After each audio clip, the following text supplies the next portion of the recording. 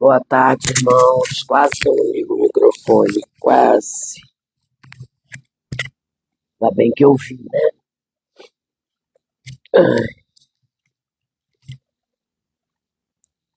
Sejam bem-vindos a mais uma live. Hoje daremos início ao livro de Lucas, capítulo 1.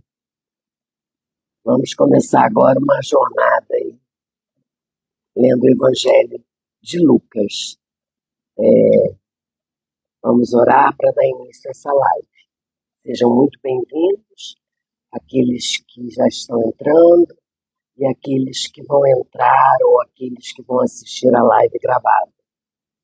Que Deus abençoe infinitamente a vida de cada um. Então vamos orar para dar início a essa live. Pai querido, Pai amado, glórias te dou, Senhor, por mais um dia de vida, um dia único, um dia feito exclusivamente para cada um de nós, Senhor. O Senhor separou esse dia para cada um de nós. Obrigada, Pai. Que tenhamos um dia abençoado na sua presença, que tenhamos um dia cheio de alegria, cheio de paz, que o que importa é termos paz, essa paz que excede todo entendimento. Nos dê ela, Paizinho. Abençoa agora essa nossa live, que ela seja para edificar as nossas vidas, Pai. Edifica as nossas vidas com a sua escritura, com o que o Senhor venha nos ensinar, venha falar conosco. Coloque, Pai, teu Santo Espírito em minha vida, ao meu redor, neste ambiente, me orientando, me capacitando, me direcionando em cada palavra, em cada comentário, Pai. Que nada aqui seja dito em desacordo com o que está na tua palavra. Cuida dessa live, Pai, abençoa. E abençoa cada filho teu. É o que eu oro, Pai, em nome de Jesus. Amém. Amém, irmãos? Então, nós vamos começar com a introdução de Lucas, né? A introdução de Lucas.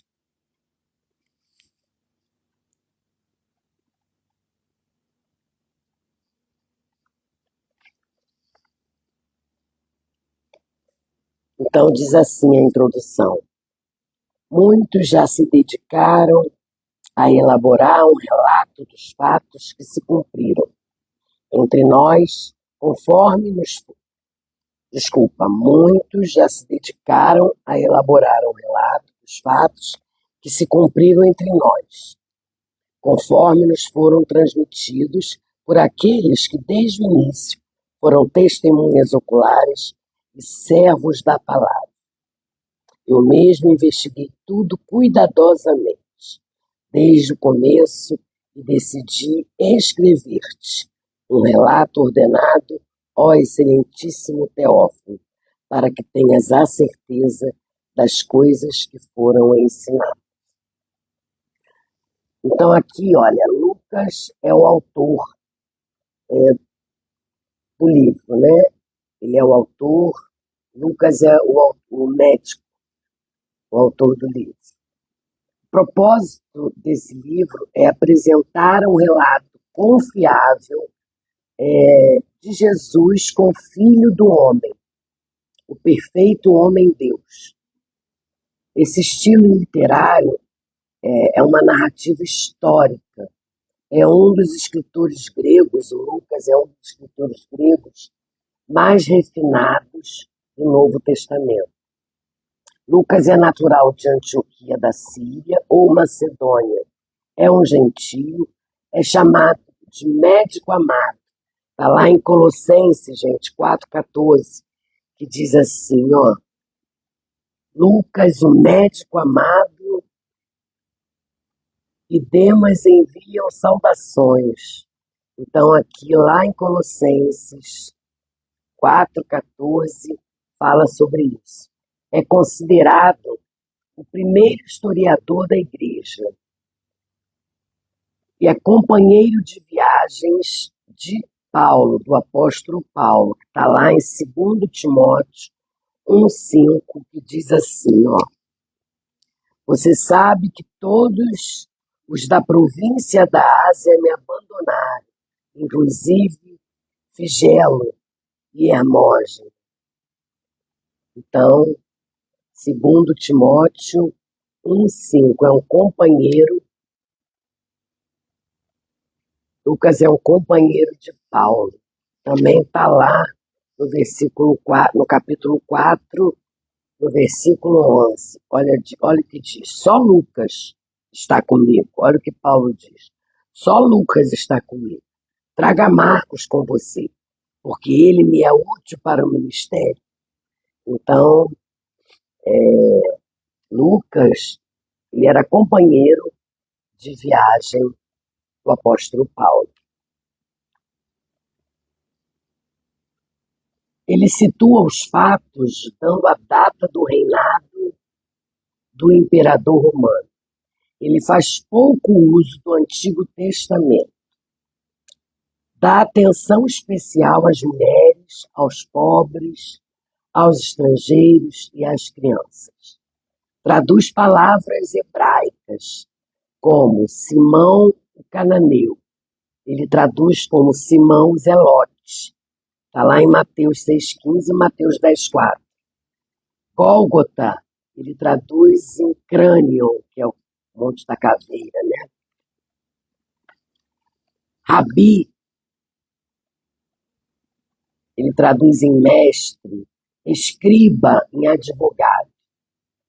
Quando traça a ascendência de Jesus, ele não se remonta a Abraão, e sim a Adão, o fundador da raça humana.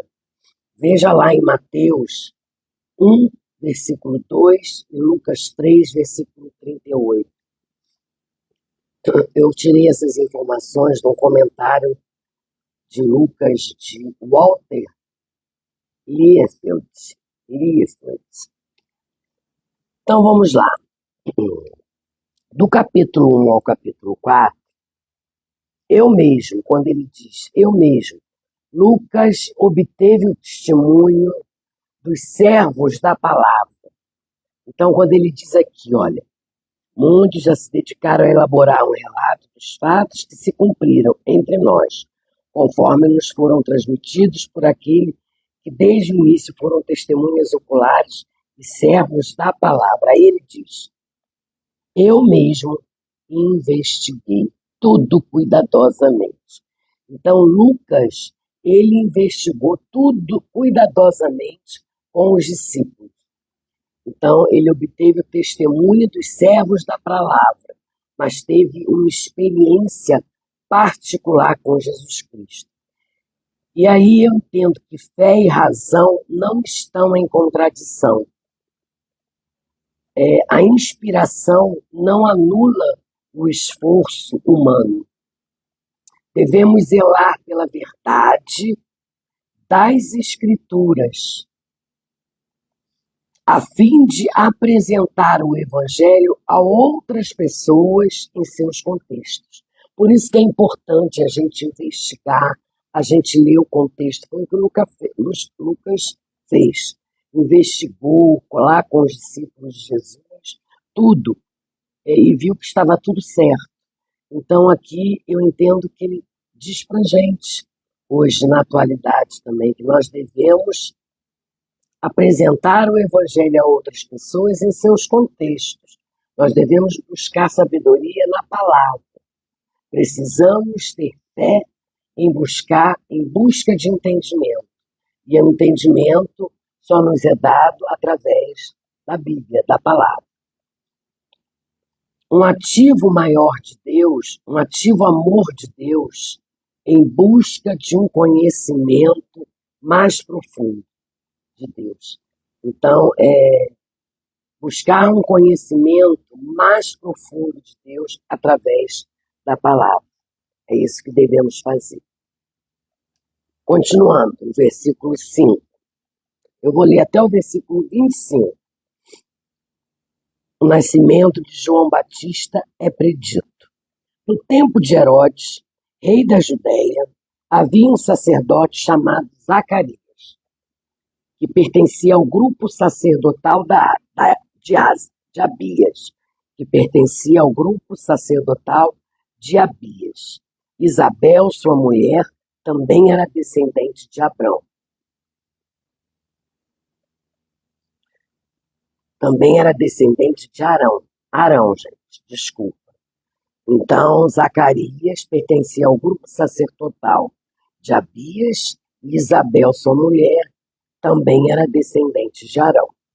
Ambos eram justos aos olhos de Deus, obedecendo de modo irrepreensível a todos os mandamentos e preceitos do Senhor.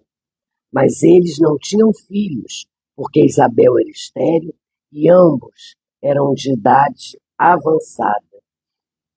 Certa vez, estando de serviço, o seu grupo Zacarias estava servindo como sacerdote diante de Deus.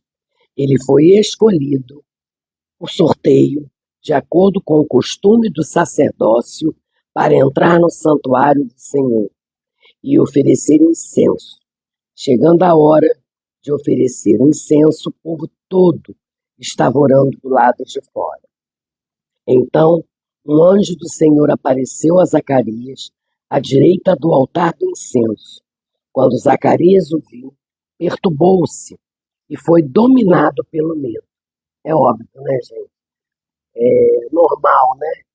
Ele está lá no altar e de repente ele vê um anjo. A gente imagina ver um anjo, um clarão abrir, né?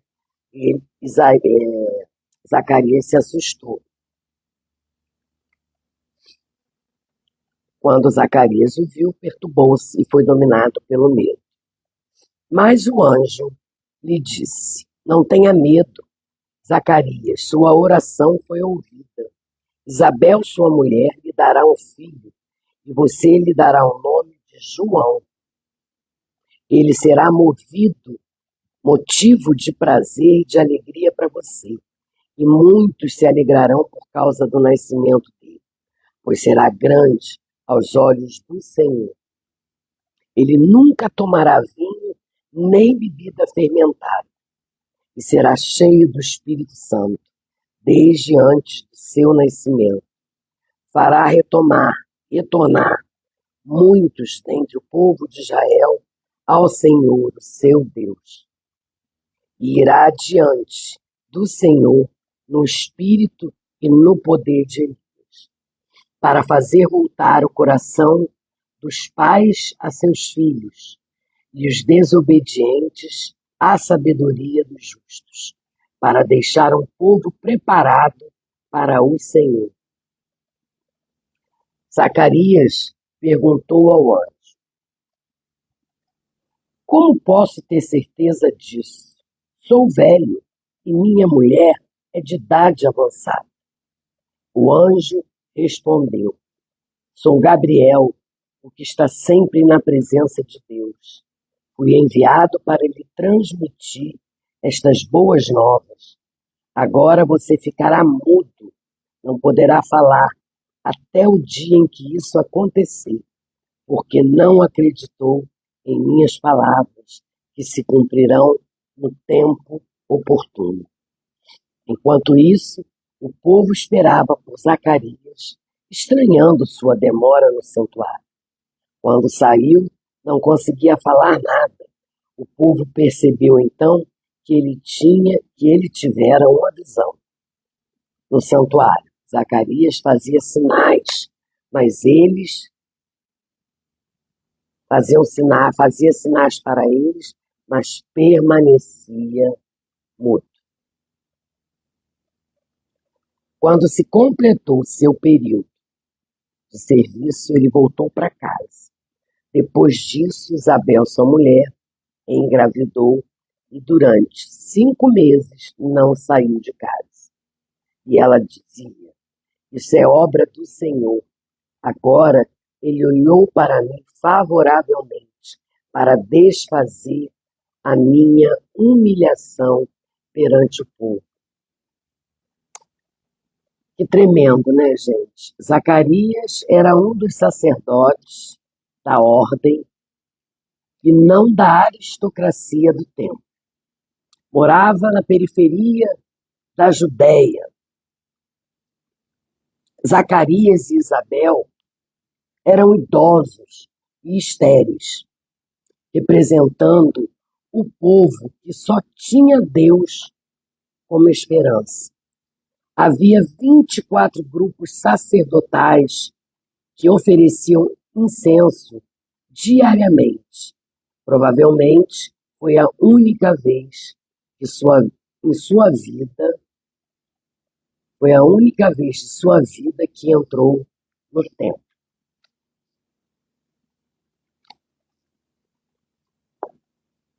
Quando Zacarias disse para o anjo, né, porque o anjo Gabriel apareceu para ele, o anjo Gabriel apareceu para ele e disse para ele, ó, já deu a profecia, não tenha medo, Zacarias. Sua oração foi ouvida. Isabel, sua mulher, lhe dará um filho, e você lhe dará o nome de João. E Zacarias, ele não acreditou, ele ficou incrédulo. Então o anjo deixou ele mudo. Aí diz assim, ó, o nascimento de Jesus foi profetizado desde o Jardim do Éden, lá em Gênesis 3,15. Vamos lá olhar?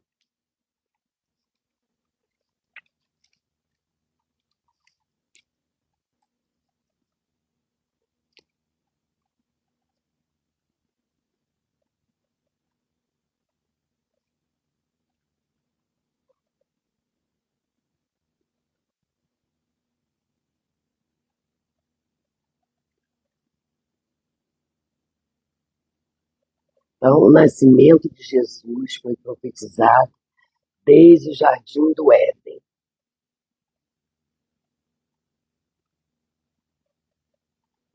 Porém, inimizade entre você e a mulher, entre a sua descendente e o descendente dela. Ele lhe ferirá a cabeça e você lhe ferirá o calcanhar. Os patriarcas, eles apontaram para esse dia. Os profetas descreveram esse momento. Todo o Antigo Testamento foi uma preparação para esse glorioso acontecimento. Através dos gregos, Deus deu ao mundo uma língua universal. Através dos romanos, Deus deu ao mundo uma revelação sobrenatural. E agora, na plenitude dos tempos, Deus enviou o anjo Gabriel para comunicar o raiar desse glorioso dia. Esse texto aqui, gente, foi dito pelo Hernandes Dias Lopes. Eu vou ler de novo para vocês, olha. O nascimento de Jesus foi profetizado desde o Jardim do Éden. Os patriarcas apontaram para esse dia. Os profetas descreveram este momento. Todo o Antigo Testamento foi uma preparação para esse glorioso acontecimento. Através dos gregos, Deus deu ao mundo uma língua universal. Através dos romanos, Deus deu ao mundo uma lei universal. Através dos judeus, Deus deu ao mundo uma revelação sobrenatural. Agora, na plenitude dos tempos, Deus enviou o anjo Gabriel para comunicar o raiar desse glorioso dia. Esse texto foi escrito por Hernandes Dias Lopes. Porém, inimizade entre você e a mulher, entre a sua descendência e o descendente dela. Este lhe ferirá a cabeça e você lhe ferirá o calcanhar. Está lá em Gênesis 3,15. Também está lá em Isaías 7,14. Por isso, o Senhor lhes dará um sinal. A virgem ficará grávida e dará luz a um filho, e o chamará Emanuel. Emanuel significa Deus conosco. Então já havia uma profecia lá no Antigo Testamento.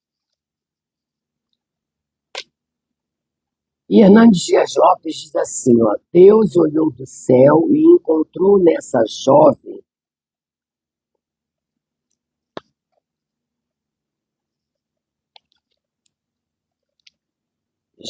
desculpa, gente, nós lemos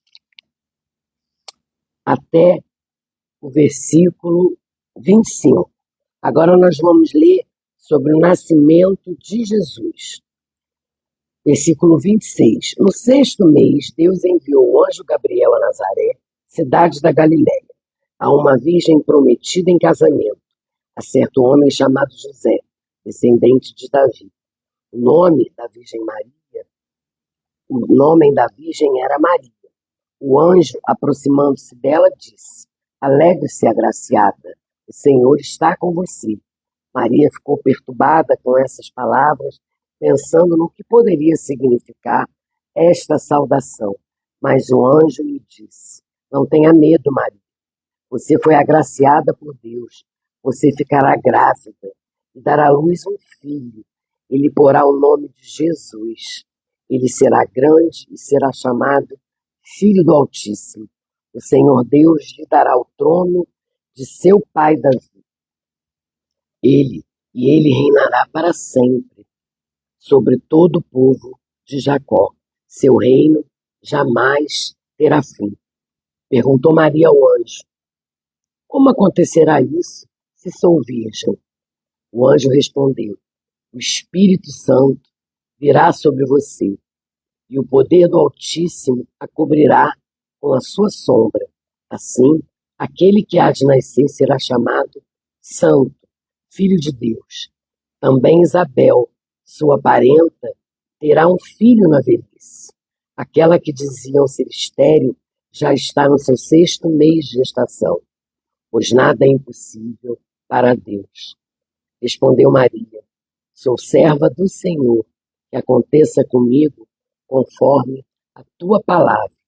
Então o anjo o deixou.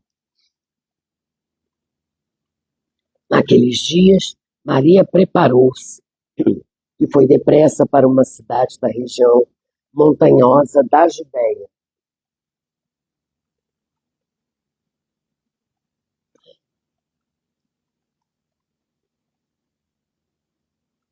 Onde entrou na casa de Zacarias e saudou Isabel. Quando Isabel ouviu a saudação de Maria, o bebê agitou-se em seu ventre. Isabel ficou cheia do Espírito Santo. Em alta voz exclamou, bendita é você entre as mulheres, e bendito é o filho que você dará à luz. Mas porque sou tão agraciada ao ponto de me visitar a mãe do meu Senhor, logo que a sua saudação chegou aos meus ouvidos, o bebê que está em meu ventre agitou-se de alegria. Feliz é aquela que creu que se cumprirá aquilo que o Senhor lhe disse. Então disse Maria. Aí começa o cântico de Maria. Olha que lindo. Minha alma engrandece ao Senhor e o meu espírito se alegra em Deus, meu Salvador, pois atentou para a humildade da sua serva. De agora em diante, todas as gerações me chamarão bem-aventurado, pois o Poderoso fez grandes coisas em meu favor. Santo é o seu nome. A sua misericórdia estende-se aos que o temem, de geração em geração. Ele realizou poderosos feitos com seus braços, dispersou os que são soberbos nos mais íntimos do coração, derrubou governantes dos seus tronos, mas exaltou os humildes, encheu de coisas boas os famintos, mas despediu de mãos vazias os ricos. Ajudou a seu servo Israel, lembrando-se da sua misericórdia, para com Abraão e seus descendentes, para sempre, como dissera aos nossos antepassados. Maria ficou com Isabel cerca de 3 meses e depois voltou para casa. O que nós aprendemos nesse texto? Que Deus cumpre as suas promessas no tempo certo. Que Deus usa pessoas simples e humildes para cumprir o seu plano divino. Você vê, Maria era uma pessoa humilde, Maria era uma pessoa já comprometida, tinha um noivado, e ela era muito humilde, uma serva do Senhor, de uma fé tremenda. E ela foi escolhida pelo Pai. Então Deus usa pessoas simples e humildes para cumprir o seu plano divino. Devemos receber a vontade de Deus com humildade, por mais difícil que pareça. Você vê, né? Maria recebeu com humildade, mesmo sabendo que ela poderia passar por grandes problemas. Primeiro, que ela já era noiva. Segundo, que o noivado naquela época é como se fosse. É um compromisso muito sério. O noivado continua sendo um compromisso muito sério, porque já está vai dar continuidade depois do casamento. Então, como é que ela ia explicar a gravidez dela, se ela estava noiva de José? Olha que dificuldade. Mas ela foi fiel e obedeceu ao Senhor e foi humilde, recebendo a vontade de Deus com humildade.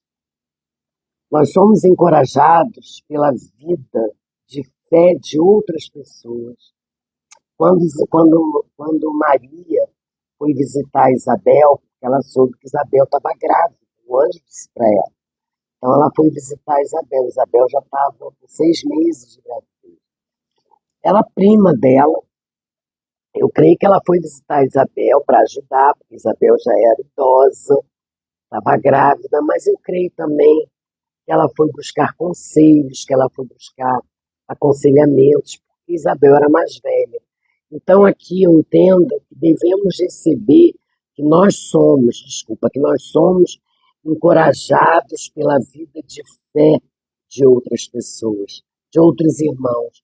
Nós precisamos ouvir o nosso pastor, nós precisamos ouvir o nosso irmão que tem mais maturidade espiritual que nós.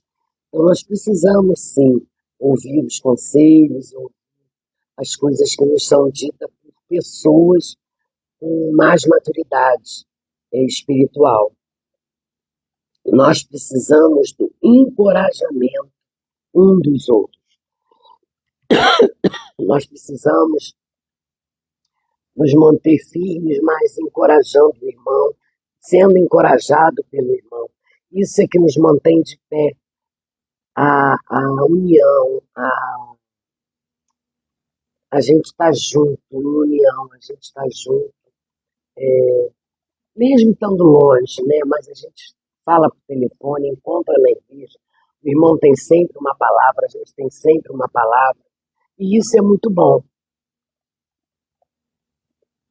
Isso é muito bom. Então a gente tem que. Nós somos encorajados pela vida de fé de outras pessoas. E nós precisamos do encorajamento um dos outros, sempre. Nós precisamos ter irmãos que nos encorajem, como eu disse, irmãos com mais maturidade espiritual. Nós precisamos ouvir os nossos pastores, nós precisamos encorajar também as pessoas. E a gente precisa dar sempre toda a honra, toda a glória a Deus. Sempre, em qualquer circunstância, a honra e a glória deve ser dada ao Senhor. Ele é o Senhor da história. É Ele.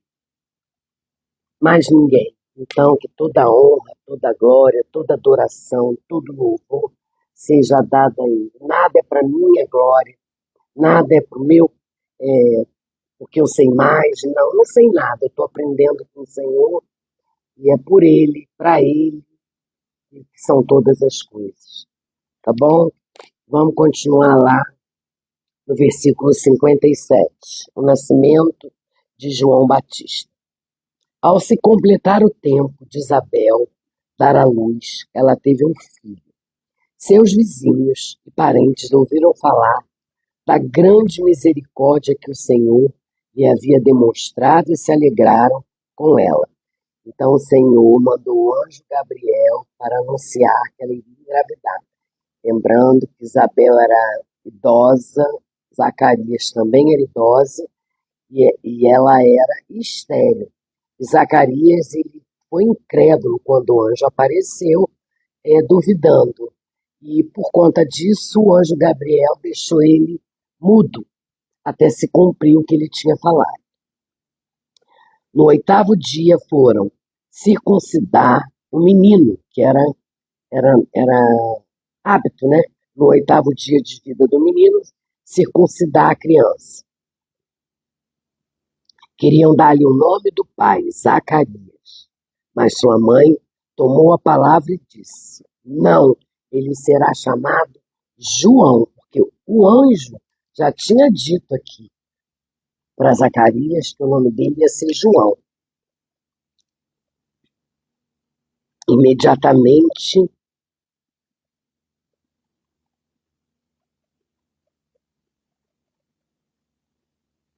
então lá no versículo 22, então fizeram sinais. Aí ele respondeu, né? Mas a sua mãe tomou a palavra e disse: não, ele será chamado João. As pessoas queriam que a criança tivesse o mesmo nome do pai, mas a mãe não quis. Disseram-lhe: você não tem nenhum parente com esse nome. Então fizeram sinais ao pai do menino para saber como queria que a criança se chamasse. Ele pediu uma tabuinha e, para admiração de todos, escreveu o nome dele, João. Então, ele pegou uma tabuinha, porque ele não podia falar, ele estava mudo, e escreveu o nome do filho, que seria João. Imediatamente, a sua boca se abriu, sua língua se soltou, e ele começou a falar louvando a Deus. Então, se cumpriu o que o anjo disse, e aí ele voltou a falar. Todos os vizinhos ficaram cheios de temor, e por toda a região montanhosa da Judéia se falava sobre essas coisas. Todos os que ouviam falar disso se perguntavam: o que vai ser esse menino? Pois a mão do Senhor estava com ele. Aí vem o cântico de Zacarias. Seu pai Zacarias foi cheio do Espírito Santo e profetizou. Zacarias profetiza sobre o filho. Glória a Deus por isso. Nós precisamos de pais que profetizem sobre os seus filhos. Nós precisamos de pais que se preocupem com os seus filhos. Pais que zelem pelos seus filhos. E diz assim no versículo 68, louvado seja o Senhor, ó Deus, o Deus de Israel, porque visitou e redimiu o seu povo. Ele promoveu poderosa salvação para nós, na linhagem do seu servo Davi. Então ali ele fez a aliança com Davi. A aliança, ele está falando da aliança com Davi.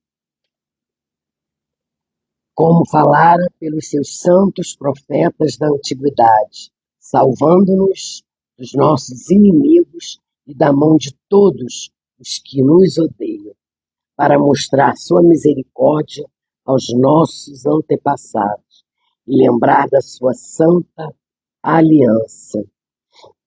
O juramento que fez ao nosso pai, Abraão, resgatar-nos da mão dos nossos inimigos para o servirmos sem medo, em santidade e justiça diante dele todos esses dias. Então aqui é a confirmação, né, do Antigo Testamento se cumprindo aqui a aliança do Antigo Testamento. Olha que como a Bíblia ela se interliga, né? Está se cumprindo tudo que é falado lá no Antigo Testamento. E você, menino, será chamado profeta do Altíssimo, pois irá diante do Senhor para lhe preparar o caminho, para dar ao seu povo o conhecimento da salvação mediante o perdão. E isso é Zacarias profetizando ao filho. O conhecimento da salvação mediante o perdão dos seus pecados, por causa das ternas misericórdias do nosso Deus, pelos quais no alto nos visitará o sol nascente, para brilhar sobre aqueles que estão vivendo nas trevas e na sombra da morte, e guiar nossos pés no caminho de paz. João Batista, gente, é um percussor. Ele veio para anunciar a vinda de Jesus. Ele veio preparar o caminho para Jesus. E o menino crescia e se fortalecia em espírito e viveu no deserto até aparecer publicamente a Israel.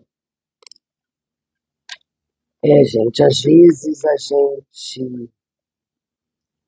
João Batista viveu o tempo inteiro no deserto, preparando o povo para a chegada do Messias, a chegada de Jesus.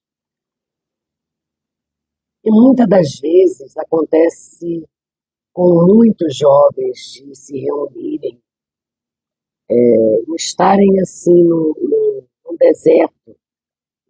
Como é que eu vou te dizer? Agora no carnaval, eles foram para o retiro.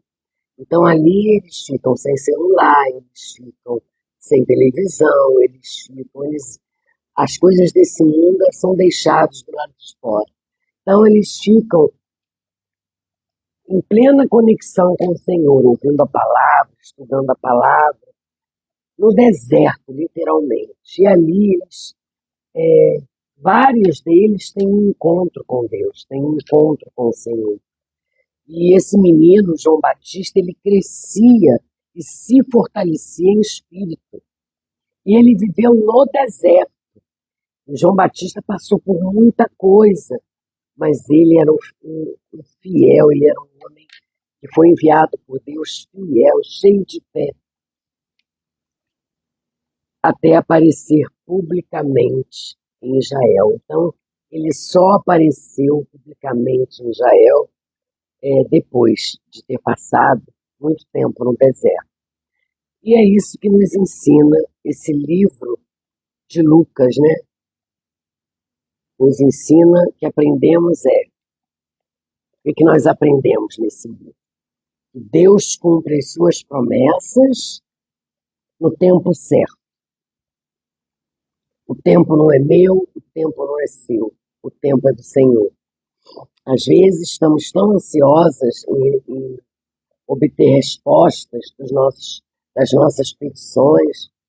A gente fala com Deus: Senhor, o Senhor não está me ouvindo, Senhor, por que o Senhor não me atende? É no tempo dele. Ele sabe o tempo exato, o tempo certo. E muitas das vezes não é aquilo que a gente quer. Muitas das vezes não nos é dado aquilo que queremos. Porque Deus sabe de todas as coisas. Deus sabe o que é melhor para mim e para você. Então, se Ele não te atende naquilo que você pediu, descanse em Deus, porque com certeza Ele vai te dar algo muito melhor. Ele está te livrando de alguma coisa que não era para ser para você. E a gente na hora não entende.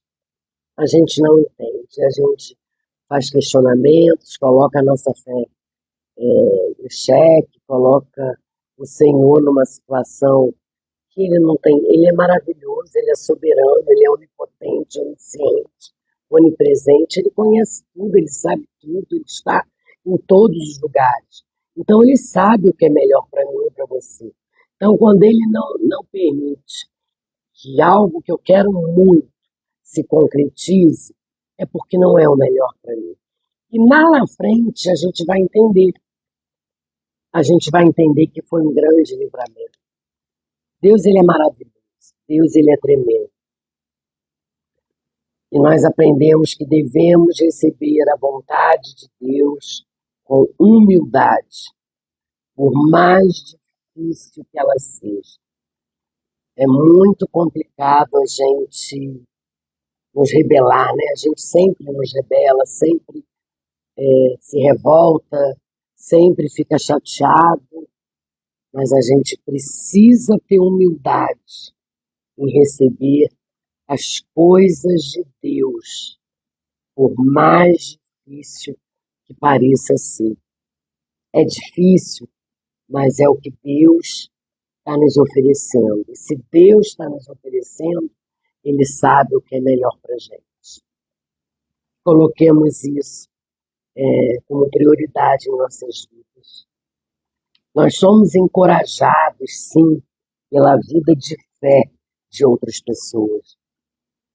Muitas das vezes a gente está passando por situações, nós não estamos nesse mundo, nem vivendo o evangelho como cristãos, para viver sozinhos. Nós precisamos de irmãos, nós precisamos de pessoas para compartilhar, para conversar, para falar. E a gente precisa ser encorajados por outras pessoas. A gente precisa disso. A gente precisa conversar com o irmão, a gente precisa ser encorajado e encorajar também. Então, nós precisamos desse encorajamento.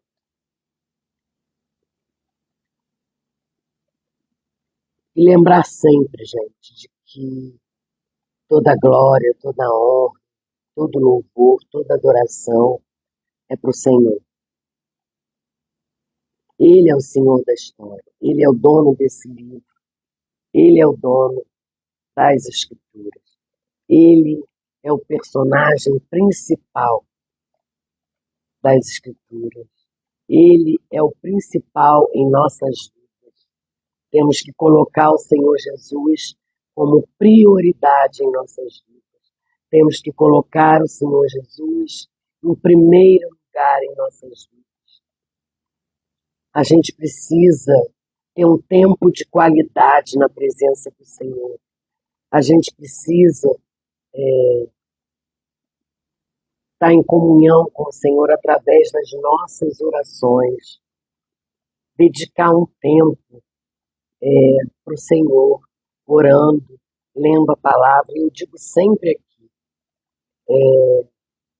o que eu estou fazendo, eu estou lendo a palavra e fazendo alguns comentários. Hoje nós começamos o livro de Lucas. Mas que você, antes de entrar, de estar ao vivo comigo, ou de ouvir lá a gravação, de ver a gravação, porque fica gravado, faça o seu devocional com Deus. Tenha o seu momento a sós com Deus. Isso é muito importante. Isso é muito importante. Então, precisamos estar alimentando o nosso espírito e alimentando a nossa fé, que através da oração e da leitura da palavra é que alimentamos a nossa fé. A fé é algo que a gente não vê, né? Então, nem o que a gente sente, a gente tem que acreditar, a gente tem que tomar posse das coisas que a gente tem certeza que é o Senhor Jesus, das misericórdias dele que se renovam a cada amanhecer. O Senhor é maravilhoso, né? Ele não nos dá a cruz mais pesada, pode parecer clichê, mas não é. Ele não nos dá a cruz mais pesada, aquela que a gente não vai conseguir suportar. Ele sabe o tamanho da nossa cruz, e sabe o tamanho da nossa fé, e sabe o tamanho, o peso exato que ele pode colocar nas nossas costas, porque nós vamos suportar. E a grande sacada, gente, é que eu consegui entender isso. Que por pior que sejam os nossos momentos, porque eu vivi isso, Deus está presente, sempre. Então, por pior que seja a sua luta, ou de saúde, ou no relacionamento, ou financeiro, qualquer que seja o seu problema, descansa no Pai, descansa no Senhor. Porque Ele nos faz, mesmo com esses problemas, ter alegria. E aí as pessoas não entendem como pode você estar desse jeito, calma, tranquila, com tanta coisa que você está passando. Eu aprendi a descansar no Senhor. Eu resolvi. É uma decisão. Fé é uma decisão, é uma escolha. Eu escolhi estar na presença de Deus. Eu escolhi colocar tudo na mão do Senhor. Eu escolhi deixar que Ele me direcione e não eu resolver com a força do meu braço. Porque a gente quer resolver as coisas do nosso jeito e acaba se frustrando, porque não sai como a gente esperava. Então eu aprendi, depois de ter apanhado muito, depois de ter levado muitos tombos, eu aprendi a colocar a minha vida aos pés do Senhor. E todos os dias eu digo para Ele: eis-me aqui, Senhor, eis-me aqui. Faz da minha vida aquilo que o Senhor achar melhor. E é isso que a gente precisa fazer, deixar que o Senhor nos direcione, deixar que o Espírito Santo de Deus nos dê discernimento, sabedoria, fale conosco. Mas para isso a gente tem que buscar, a gente tem que orar, a gente tem que ter essa intimidade. Então tire um tempinho do seu dia para fazer orações, para orar ao Espírito, pedir. Hoje eu oro pedindo a Ele sabedoria, discernimento, e que eu busco a Ele até que nada mais importe. Primeiro a Ele. E aí as coisas vão acontecendo. A minha vida não é fácil, como eu sei que a de vocês também não é. Mas a gente precisa ter disciplina. A gente precisa ter disciplina.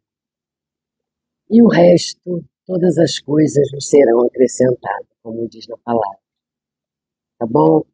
Então terminamos aqui o capítulo 1 do livro de Lucas, começando hoje. Amanhã a gente começa o capítulo 2, dá continuidade no capítulo 2. O capítulo hoje foi muito grande, gente. O capítulo hoje tem 80 versículos. Vocês desculpem alguma coisa. E eu estou muito gripada, muito. Mas Deus me sustentou até aqui. Então, gente, até amanhã, se Deus quiser. Lembrando e pedindo a vocês que deixem lá a sua curtida no YouTube, curte, comenta, compartilha lá no YouTube e se inscreve no meu canal para que o YouTube entenda que esse conteúdo é relevante, para que eu possa alcançar outras pessoas. Eu creio que a palavra de Deus ela não volta vazia. Então é isso, gente. Esse foi o ministério que Deus me incumbiu, levar a palavra, falar dele, ler a Bíblia. Então, eu estou aqui desde o dia 1º de janeiro, quero continuar até quando ele achar que eu devo continuar. Ok, gente? Então, vamos orar para terminar essa live. Pai querido, Pai de amor, gratidão, gratidão por mais um dia na Tua presença. Gratidão por esse estudo, gratidão, Senhor, porque aprendemos aqui que o Senhor é um Deus de milagre, que o Senhor pode tudo, que o Senhor faz tudo na Tua hora, no seu tempo. Nos ensina a ser paciente, Senhor. Nos ensina a ter sabedoria e entender os momentos certos. Os momentos certos. que não tomemos nenhuma atitude com a força do nosso braço, que busquemos sempre a tua orientação, que busquemos sempre uma resposta tua, mesmo que ela demore, tenhamos paciência em esperar. Obrigada, Senhor, por nos mostrar o quanto Maria foi importante na Bíblia, o quanto Maria foi escolhida para ser a mãe de Deus, a mãe de Jesus. Obrigada, Senhor, obrigada por esses ensinamentos, por nos mostrar a importância de Maria, uma mulher de fé, uma mulher temente a Deus, uma mulher que mesmo enfrentando preconceitos, porque ela iria enfrentar engravidando do Espírito Santo, engravidando, porque o anjo foi falar com ela e ela aceitou de pronto, Senhor. Ela diz, né, eis-me aqui, Senhor, que seja feita a tua vontade. E é o que nós dizemos hoje, eis-me aqui, Senhor, que seja feita a tua vontade em nossas vidas. Que seja feito aquilo que o Senhor quer para mim, que seja feito aquilo que o Senhor acha melhor para mim. Arranca do meu coração, arranca, Senhor, as minhas vontades, que as minhas vontades sejam as tuas vontades. Ah, Pai, a nossa esperança é que estamos aqui apenas como peregrinos, como turistas. Estaremos na glória contigo, que a nossa vida vai começar na eternidade, ao teu lado, ao teu lado. Essa é a nossa esperança e a nossa alegria. Obrigada, Senhor. Que tenhamos pais que direcionem os seus filhos, que profetizem coisas boas, que ensinem os caminhos do Senhor a seus filhos. Ajuda-os, Senhor. Ajuda-os, por misericórdia, ajuda-os. É o que eu oro, Senhor, com perdão dos meus pecados, pedindo também um dia abençoado para todos que aqui estiveram online e para todos que não assistiram essa live gravada. Abençoa o dia de cada um, Senhor. Abençoa e consagra esse dia. O meu e o Deus. Eu oro em nome de Jesus. Amém. Amém, irmãos. Amém. Deus abençoe vocês. Oi, Sônia, tudo bem? Como é que você está? Deus te abençoe. Que bom que você está aqui. Então, gente, até amanhã. Amanhã eu estou aqui meio-dia e a gente faz a leitura do capítulo 2 de Lucas. Tá bom? Beijos. Deus abençoe vocês.